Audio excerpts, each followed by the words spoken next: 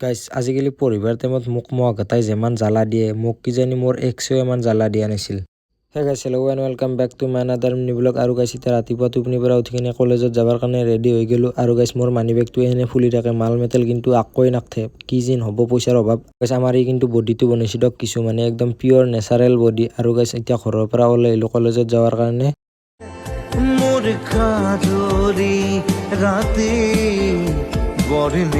আৰু গাইছ এতিয়া ধুনীয়াকৈ কলেজ আহি পালোঁ, কিন্তু কলেজ আহি কিনে দেখা পাইছোঁ যে ৰুম খালী হৈ আছে, মানে চলি কোনো আহে না। আমি 3টা মানে আহিছোঁ আৰু এতিয়া ছাৰ আহিছে ক্লাছ কৰিবৰ কাৰণে। এতিয়া ধুনীয়াকৈ ক্লাছকেইটা কৰি লওঁ, কৰি কিনে লগ পাই আছোঁ। আৰু গাইছ এতিয়া ক্লাছ সমাপ্ত কৰি কিনে আহি গ'লোঁ ঘৰত যাবৰ কাৰণে। আৰু ঘৰত যোৱাৰ আগে এতিয়া ধুনীয়াকৈ কিবা খাব আহিছোঁ আৰু এতিয়া ধুনীয়াকৈ মিঠাই লৈছোঁ দুটা, এতিয়া খাই দি কিনে ঘৰত যাম। আৰু গাইছ এতিয়া আহি গ'লোঁ ঘৰত যাবৰ কাৰণে, মানে খোৱা লোৱা কমপ্লিট হৈ গ'ল।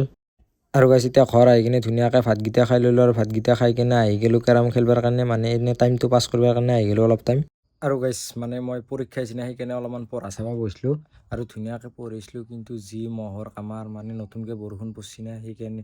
আৰু গাইছ ফাইনেলি মহৰ কামাৰ সহ্য কৰিব নোৱাৰি কিনে ধুনীয়াকৈ দোকানৰ পৰা ধূপ কিনি আনিছোঁ, আনি কিনে এতিয়া লগাই দিছোঁ। অলপমান ঠাণ্ডা পৰিছে, মানে মহকেইটা নোহোৱা হৈছে অলপ।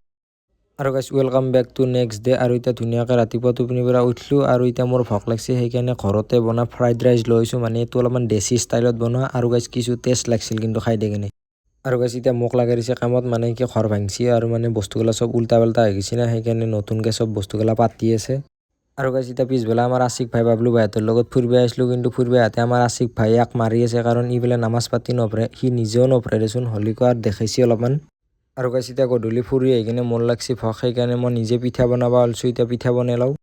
আৰু গাইছ এতিয়া পিঠা বনোৱা কমপ্লিট হৈ গ'ল, লগতে পাপৰো বস্তু কিবা এতিয়া খাই দি লওঁ। আৰু গাইছ কিন্তু কিছু টেষ্ট হৈছে, মানে নিজে বনালে টেষ্ট হয়ে দিয়কচোন। দ্যাটছ ফৰ টুডে গাইছ, চি ইউ সুন।